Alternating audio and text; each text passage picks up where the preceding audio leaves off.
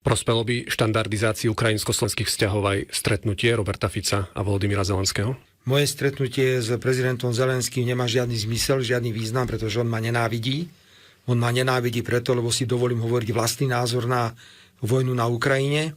Ja som mu vytkol, že obral Slovensko o 500 miliónov, pretože zastavil tranzit ruského plynu cez Slovensko. Viete, my sme v takej zvláštnej polohe, že na jednej strane Ukrajina nám nechce dodávať plyn, tranzitovať plyn, a na druhej strane očakáva od nás, že cez naše územie, cez našu infraštruktúru pôjde plyn na Ukrajinu. Lebo my to musíme robiť, pretože nás do toho tlačí európska legislatíva. Najsmutnejšie však na tom je to, že na Ukrajinu ide ruský plyn. Je taká atmosféra iracionality.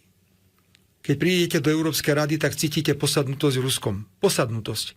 A keď ste niekým posadnutí, nie ste schopní racionálne rozmýšľať. To isté cítime na Slovensku. Tu je posadnutosť Smerom a Ficom. Posadnutosť.